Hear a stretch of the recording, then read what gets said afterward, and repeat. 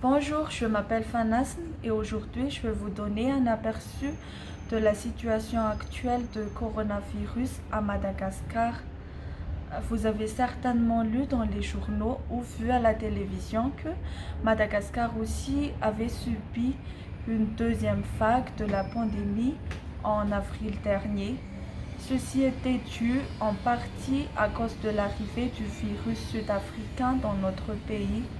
Antananarive, la capitale de Madagascar, était l'épicentre du coronavirus. Chaque jour, on entendait les klaxons des ambulances, les hôpitaux étaient bondés, le personnel soignant était débordé et les médicaments étaient en pénurie. Il y en a eu aussi de nombreux décès. Jamais Madagascar n'avait connu un taux aussi élevé de mortalité durant cette pandémie.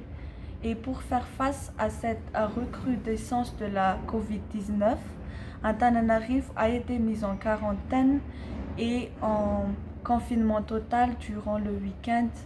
Dans les autres régions, les mesures étaient moins drastiques. Afin de contrecarrer cette deuxième vague féroce, le gouvernement a finalement adhéré à l'initiative COVAX organisée par l'OMS. 250 000 doses de vaccin Covishield sont arrivées à Antananarive le 8 mai dernier. Ce Covishield est un vaccin indien équivalent à l'AstraZeneca. Des vaccinodromes ont été créés. Les personnels soignants, les travailleurs sociaux, les forces de l'ordre, les personnes vulnérables et plus de 70 ans étaient prioritaires.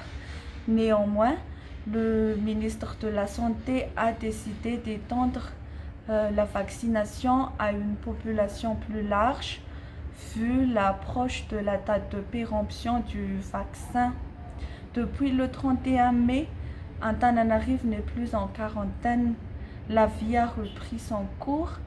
Le taux de mortalité ainsi que les nouveaux cas ont considérablement diminué et nous avons passé le pic, mais nous continuons toujours à être vigilants et à respecter les gestes barrières. Nous, à la priori, avons été vaccinés afin de nous protéger et de vous protéger quand vous viendrez visiter notre pays. Et oui, nous espérons que les frontières s'ouvriront bientôt et nos activités reprendront. Nous nous ferons une joie d'organiser votre voyage et de vous faire découvrir notre grande île, là où la faune et flore sont endémiques et exceptionnelles. Alors, n'hésitez surtout pas à nous contacter ou à visiter notre site web pour avoir plus d'informations sur nos activités. Sur ce, restez en bonne santé et prenez toujours soin de vous. Felou Madaol!